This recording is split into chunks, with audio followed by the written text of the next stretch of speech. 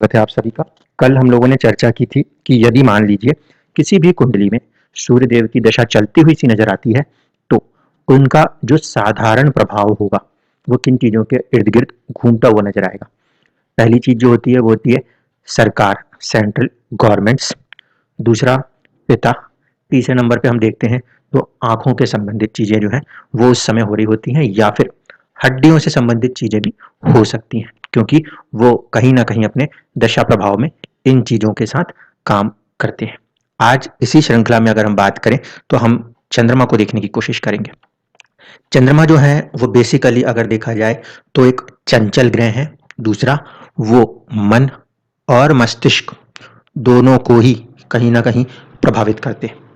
ऐसे स्थिति में अगर किसी भी कुंडली के अंदर चंद्रमा की दशा चल रही होगी तो तीन चार चीजें जो हैं वो उसका एक कॉमन फैक्टर बन सकता है। क्या क्या? आप बहुत ज्यादा या तो किसी चीज को लेकर इमोशनल हो सकते हैं, या फिर आपके जिंदगी में कुछ बदलाव, चेंजेस, क्योंकि चंद्रमा बदलाव को भी दर्शाने लगता है। तेजी से बहना उसका काम है पानी की तरह, इसलिए जीवन में बदलाव जो है वो दिखाई देने लगे। कई बार अगर चंद्रमा की स्थिति अच्छी है, स्थिति से मतलब है कि चंद्रमा केंद्र में बैठे हुए हों और मित्र राशियों के बैठे हों, या ऐसे बैठे हैं जहां पे कि वो कम से कम जल तत्वी राशियों में ना हो। जल तत्वी राशि में यदि चंद्रमा बैठे हुए होंगे तो संभावनाएं ये बनेंगी कि थोड़ा सा और ज्यादा इमोशनल कर देंगे, बदलाव को भी थोड़ा ज्यादा बना देंगे। अगर चंद्रमा कहीं अग्नि तत्व राशि में बैठे होंगे, कुछ चुनौतियां जरूर होंगी, लेकिन फिर भी इमोशनल्स थोड़ा सा कम रखेंगे। तो कुल मिला के अगर हम पहले ये समझने की कोशिश करें कि जब कभी भी किसी व्यक्ति के ऊपर चंद्रमा की दशा चल रही हो तो एक तो रिलेशंस के अंदर हम जाएं तो माता जी के साथ संबंध है, तो माता को कोई कष्ट, माता को कोई सुख, इस तरह की चीजें होंगी। अगर चंद्रमा अच्छी स्थिति में है तो सुख की बात होगी। अगर चंद्रमा दुखी अवस्था में हुआ तो फिर दुख की बात होगी। ठीक। सबसे पहली चीज जो होती है, जितनी भी आपकी अर्ध सरकारी और साथ ही साथ आपके जो स्टेट्स की राज्य सरकारी सुविधाएं हैं, कार्य हैं, उनमें कहीं ना कहीं चंद्रमा एक रोल प्ले करते हैं। सेंट्रल लेवल पे भी जो ब्यूरोक्रेसीज हैं उसके अंदर भी चंद्रमा कहीं ना कहीं किसी रूप में अपना रोल प्ले करते हैं। तो जब कभी भी हम बात करते हैं कि हमारे कहीं ना कहीं आईएएस जैसे एग्जाम्स हैं तो इसमें हमें सूर्य और चंद्रमा जैसे ग्रहों की दशाएं, खासकर महादशाएं, ज्यादा सपोर्टिव हो सकती हैं अगर वो ग्रह हमारी कुंडली में अच्छे भाव के स्वामी हुए तो, नवम या दसम के स्वामी हुए तो। अगर मान लीजिए कि चंद्रमा की ही दशा चल रही है तो चंद्रमा अपने दशा अंतराल में अच्छी स्थिति में होने की वजह से आपको सभी प्रकार के सुख सुविधाओं को प्रदान करता हुआ नजर आएगा। जिंदगी में सफेद चीजों के प्रति थोड़ा सा एक आकर्षण का बढ़ जाना लाजमी होगा। लेकिन अगर चंद्रमा की दशा चल रही है तो उस दशा में किसी एक चीज पे मन लगा पाना ये थोड़ा सा चुनौतीपूर्ण स्थिति होती है, खासकर जब कभी भी पढ़ाई की बात हो तो, क्योंकि चंद्रमा में चंचलता उस दशा का प्रभाव ही है। अगर मान लीजिए कि कुंडली में चंद्रमा 6, 8 या 12वें भाव में बैठा हुआ है, स्वामी भले वहां का नहीं है, वहां पे बैठा हुआ है, ऐसे स्थिति में यदि चंद्रमा की दशा चलती है तो वो कहीं ना कहीं आपको एक अजीब सी मेंटल टेंशन्स, मन में हजार प्रकार के दुख और साथ ही साथ एक प्रकार से संघर्ष देने में सफल हो सकता है। इसलिए पहली कंडीशन, चंद्रमा जो है वो जब भी दशा में चल रहा है, कितनी भी अच्छी स्थिति में बैठा है, मतलब उच्च राशिस्थ ही क्यों ना होकर बैठा हो, लेकिन अगर वो छठे, 8वें या 12वें में बैठा है तो अपने विशिष्ट फल की जब हम बात करेंगे भाव के आधार पे, उस भाव के फलों को बढ़ा देगा। और चंद्रमा क्योंकि मन और मस्तिष्क दोनों है, तो ऐसे स्थिति में वो जिस भाव से बैठ के चल पड़ेगा उस भाव को लेकर हम बहुत ज्यादा कहीं ना कहीं सोचते हुए, इमोशनल होते हुए, साइकोलॉजिकली थोड़ा सा अप एंड डाउन महसूस कर सकते हैं। ये चंद्रमा की दशा के अंदर सीधा सीधा जब भी उसकी दशा चले तो हम प्रभाव समझ सकते हैं। माता का क्योंकि वो रिप्रेजेंटेटिव हो जाता है, चौथे घर का कारकत्व है उन्हें, तो ऐसी स्थिति में अगर चंद्रमा की स्थिति अच्छी है और संतान है, यदि जातक उस समय ज्यादा बड़ी उम्र में नहीं है, तो हम वो जो चीजें हैं, माता के ऊपर कष्ट, माता के ऊपर सुख, इस तरीके के प्रभाव को जीवन में उस समय देख सकते हैं।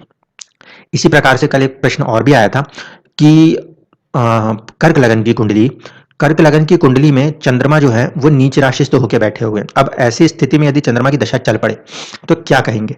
देखिए, चंद्रमा की दशा यहाँ पे चलेगी तो यहाँ पे हम कहेंगे कि ये मिक्स्ड रिजल्ट्स दिखाएगा। सबसे पहली बात, इस बात को समझिएगा कि चंद्रमा की दशा जब कभी भी चल रही हो, सबसे पहले ये देखिएगा कि चंद्रमा के ऊपर कोई पापी क्रूर ग्रहों का प्रभाव है क्या। अगर कुंडली के अंदर चंद्रमा शनि से, मंगल से या राहु से पीड़ित हो रहे हैं तो ऐसे स्थिति में वो कहीं ना कहीं दुख, तकलीफ, मानसिक रोग, मानसिक चिंता, चुनौतियां, परेशानियां, इन चीजों के साथ वो दशा कार्य करने लगेगी। क्यों? क्योंकि जो ग्रह है, चंद्रमा अपने आप में एक ऐसा सफेद सी चीज है जिसके ऊपर थोड़ा सा भी दाग लग जाए तो काला दिखने लगता है। इसलिए जब चंद्रमा पे पाप प्रभाव होगा और ऐसी स्थिति में चंद्रमा अपनी दशाओं में चल रहा होगा तो कहीं ना कहीं पहले चुनौतियां महसूस होंगी। दूसरा, अगर चंद्रमा नीच राशिस्थ होकर चल पड़े तो ये समझ लीजिए कि जिस भाव में जाकर वो नीच राशिस्थ होंगे उसके द्वारा दुख की प्राप्ति कही जा सकती है। मान लीजिए पंचम में चंद्रमा है तो अगर संतान है तो संतान से दुखी, संतान की पाने की उम्र है और संतान नहीं हो रही तो इस बात से दुखी, अगर प्रेम की तरफ व्यक्ति गया है तो प्रेम से दुखी, कुछ चीज पढ़ी है, पढ़ लेने के बाद भी दुखी। क्यों? क्योंकि वहां पे वो जो वातावरण है पंचम भाव का, वो वातावरण जहां पे चंद्रमा नीच हो रहे होंगे कर्क लगन में, उस पर्टिकुलर वातावरण में वो असहजता महसूस होगी। इसको इस तरीके से समझाया जा सकता है क्योंकि ग्रह एक्चुअल में नीच होने का अर्थ यह है कि वो एक ऐसी राशि में आके बैठे हैं जहां पे उन्हें कहीं ना कहीं किसी प्रकार का संघर्ष देखना पड़ रहा है।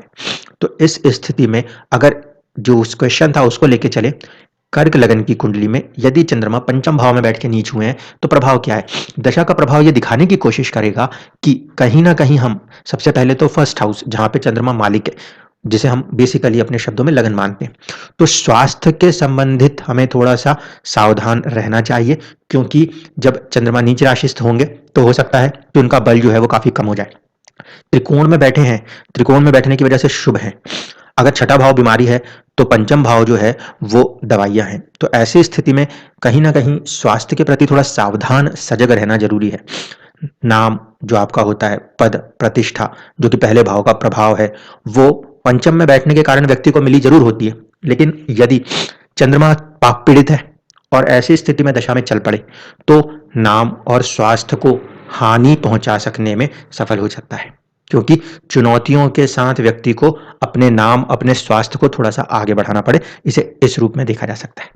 इसमें सुधार तब आएगा जब वो चंद्रमा या तो मंगल को अपने साथ ले ले या चंद्रमा के ऊपर ऐसे स्थिति में किसी प्रकार से नीच भंग प्रभाव आ जाए तो। क्योंकि जब तक चंद्रमा इस स्थिति में बैठा है कि वो नीच राशिस्थ है और वो नीच भंग नहीं कर पा रहा, तो उस कंडीशन में आप अपने द्वारा सबसे ज्यादा इसलिए परेशान होने लग सकते हैं कि चंद्रमा हमारा मन और मस्तिष्क दिखा रहा है। उलझनों में हम या तो अपने मन से काम करके गड़बड़ करेंगे या फिर इमोशनल हो के परेशान होकर काम कर देंगे, या हमारा मस्तिष्क ही हमसे कुछ ना कुछ गड़बड़ करवा देगा। लेकिन अगर नीच भंग है किसी ग्रह के पास, खासकर जब चंद्रमा के पास नीच भंग होता है, तो उसमें एक अजीब सा साहस पराक्रम आ जाएगा। क्यों? क्योंकि चंद्रमा नीच उस राशि में जाकर होता है जहां पे कि रहस्यों को खोजना पड़ता है। 8 नंबर की राशि में जब कभी भी हमारा चंद्रमा विराजमान होता है तो वो जीवन के रहस्यों को खोजने की राशि मानी जाती है। ऐसे स्थिति में वो दर्शाता है कि आपके जीवन काल में दुनिया के अंदर जितने भी प्रकार के दुख होंगे, दर्द होंगे, जीवन से जुड़ी हुई जितनी भी बारीकियां होंगी, वो सभी बारीकियों को खोजने का कार्य आप अपने जीवन में कर सकते हैं। ये पॉजिटिव साइड है। साइकोलॉजिकली ऐसा व्यक्ति सभी लोगों की मनोविज्ञान को समझने की स्थिति में आ सकता है। लेकिन उस सराउंडिंग्स के कारण हमें अपने मनोस्थिति को काफी मजबूत बना के रखना पड़ता है और उसके लिए हमें साहस और पराक्रम की आवश्यकता होती है, जो कि हमें मंगल प्रदान करते हैं। इसीलिए यदि ऐसी अवस्था में मंगल चंद्रमा को दृष्ट कर दें या उसके साथ में आके बैठ जाएं, तब जाके ये जो दशा होगी वो अच्छा प्रभाव करने लगेगी। अगर मंगल कहीं पे भी केंद्र में बैठ जाए लगन से, तो भी आप समझिएगा कि वो नीच भंग है और ऐसी स्थिति में सपोर्ट कर जाएगा, फिर नेगेटिव नहीं है। उस स्थिति में व्यक्ति उन दशाओं में स्वास्थ्य के प्रति और कुछ पंचम भाव संतान प्रेम के प्रति चुनौतियां जरूर महसूस कर सकता है, लेकिन वहां से वो एक नए साइकोलॉजी के साथ अपने आप को डेवलप कर सकता है। लेकिन अगर चंद्रमा छठे, आठवें, 12वें में गया और यहाँ पे जाके वो थोड़ा सा नीच अवस्था में आएगा, तो वहां चुनौतियां शुरुआत में काफी ज्यादा बढ़ेंगी, मानसिक रूप से काफी ज्यादा चुनौतियों का सामना करना पड़ेगा।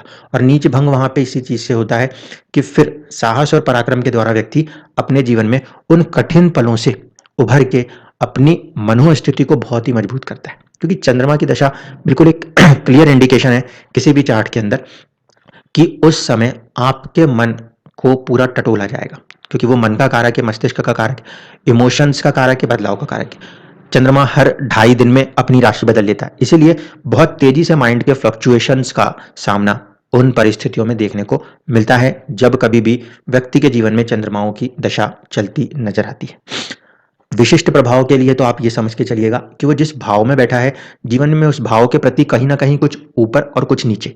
जल तत्व ग्रह है, पानी की लहरों के समान बढ़त और घटत दिखाएगा। जब कभी भी साढ़े साती आती है, उस समय पर चंद्रमा जिस राशि में बैठा होता है या चंद्रमा जिस भाव में बैठा होता है, राशि की जगह जिस भाव में बैठा होता है, उस भाव से जुड़ी हुई चीजों को या तो बढ़ा देता है या घटा देता है। अगर किसी का चंद्रमा सेकंड हाउस में बैठा है तो सेविंग्स या तो खत्म हो रही होंगी या फिर सेविंग्स बढ़ रही होंगी। अगर किसी का चंद्रमा दशम में बैठा है तो आपका स्टेटस या तो बढ़ेगा या तो फिर वो घटने की कगार पे आ जाएगा। इसीलिए चंद्रमा की जो प्लेसमेंट है वो अपने आप में एक बहुत इंपॉर्टेंट रोल रखती है, और उसकी दशा चल पड़े तो दशा भी 10 साल की दशा होती है। इसीलिए वहां पे व्यक्ति इमोशंस के साथ, माइंड के साथ काम करता हुआ नजर आता है। अच्छी स्थितियों में सरकार से अच्छे लाभ कमाता है, लोगों से अपनी कनेक्ट अच्छे से बनाता है, क्योंकि कहीं ना कहीं चंद्रमा लोगों के साथ मिलने जुलने की कैपेसिटी को दिखा पाता है। अगर वो चंद्रमा नीच राशि तो हो रहा है तो फिर कहीं ना कहीं जीवन में दुख, तकलीफ अपने ही लोगों के द्वारा या जिन पे भी हम भरोसा कर रहे हैं उन्हीं के द्वारा कहीं ना कहीं हमें मिलनी भी महसूस हो जाती है, और फिर चुनौतियों के साथ थोड़ा सा निकाल कर वो आपको एक नई मनोस्थिति में, एक नए परिवेश में ले जाने का प्रयास करता है। धन्यवाद।